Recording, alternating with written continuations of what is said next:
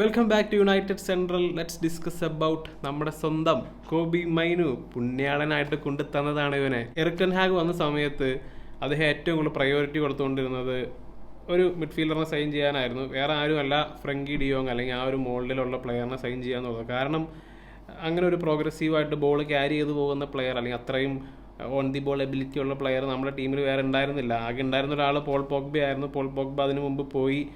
അത് മാത്രമല്ല, പോൾ പോഗ്ബയുടെ കാര്യം അറിയാം. ഇപ്പോൾ ഇന്ന് കത്തും, ചിലപ്പോൾ നാളെ കത്തിയില്ലാന്ന് വരും. അതിൻ്റെ ഇടയ്ക്ക് പിന്നെ ഇഞ്ചുറി വരും, മാസങ്ങളോളം ഇഞ്ചുറി ആയിട്ടിരിക്കും. അപ്പോൾ അതുകൊണ്ട് തന്നെ ഒട്ടും റിലയബിൾ അല്ലാത്തൊരു പ്ലെയർ ആയിരുന്നു. ഡിയോങ്ങിൻ്റെ കാര്യത്തിലേക്ക് വരുമ്പോൾ മിക്കപ്പോഴും അവൈലബിൾ ആയിട്ടുള്ള പ്ലെയർ ആയിരുന്നു. അപ്പോൾ അതുകൊണ്ട് തന്നെ ടെൻ ഹാഗ് വലിയ പ്രയോറിറ്റി കൊടുത്തതാണ് ഡിയോങ്ങിന് വേണ്ടിയിട്ട്. അതിനുശേഷം നമ്മളൊരു സമ്മർ മുഴുവൻ ഡിയോങ്ങിന് വേണ്ടി നടന്നു. പക്ഷേ മൂപ്പര് വരില്ല എന്ന് പറഞ്ഞു. അങ്ങനെയാണ് നമ്മൾ കസമീറോനെ സൈൻ ചെയ്തത്.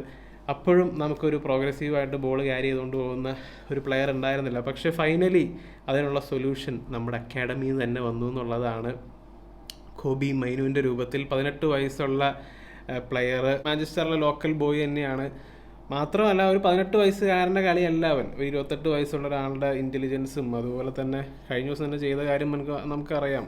അത്ര എക്സ്പീരിയൻസ് ആയിട്ടുള്ള എൻഡോ, ജോ ഗോമസ്, മെക്കാലിസ്റ്റർ, സൊബസ്ലായി ഇവരുടെ ഒക്കെ ഇടയ്ക്കിടെ വെട്ടിച്ച് പലതവണ ബോൾ എടുത്തുകൊണ്ട് പോയതാണ്.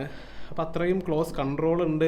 ഇത്രയും കൺട്രോളും അതുപോലെ തന്നെ ഓൺ ദി ബോൾ എബിലിറ്റിയൊക്കെ ഉള്ളൊരു പ്ലെയർ നമ്മുടെ അക്കാഡമിയിൽ നിന്ന് റീസെൻ്റ്ലി ഒന്നും വന്ന് കണ്ടിട്ടില്ല. നമ്മളെല്ലായ്പ്പോഴും ആഗ്രഹിച്ചിട്ടുള്ള ഒരു കാര്യമാണ് ഇങ്ങനെ ഒരു പ്ലെയറെ കണ്ടിരുന്നെങ്കിൽ. നമ്മൾ പലപ്പോഴും മാഞ്ചസ്റ്റർ സിറ്റിയിൽ നോക്കിയിട്ട് അവർക്ക് എന്തോരം ഓൺ ദി ബോൾ എബിലിറ്റി ഉള്ള പ്ലെയേഴ്സാണ്, ഇങ്ങനെയൊക്കെ നമ്മൾ സ്ഥിരം പറഞ്ഞുകൊണ്ടിരുന്നൊരു കാര്യമാണ്. ഇപ്പോൾ ഫൈനലി നമുക്ക് അങ്ങനെ ഒരാൾ വന്ന് കിട്ടി എന്നുള്ളത് തന്നെ വലിയൊരു ഭാഗ്യമാണെന്ന് പറയാം.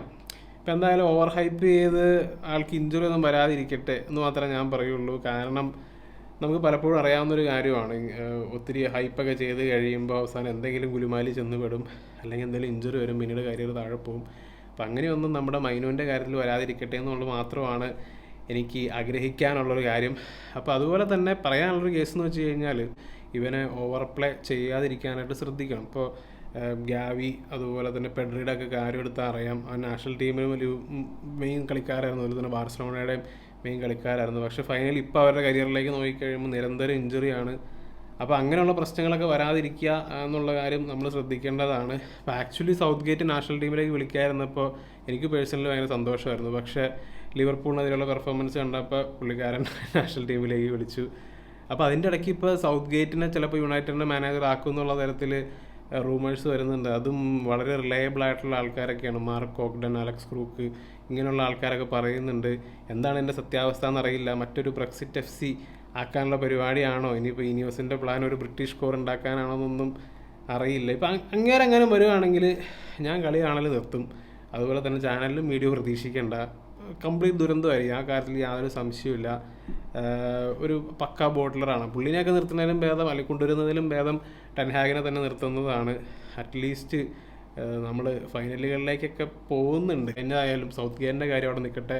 അപ്പോൾ എന്തായാലും കോബി മൈനുവിൻ്റെ ഒപ്പം കളിക്കാനായിട്ട് ശരിക്കും പറഞ്ഞു കഴിഞ്ഞാൽ നമുക്കൊരു ഔട്ട് ആൻഡ് ഔട്ട് നമ്പർ 6 വേണ്ടി വരും.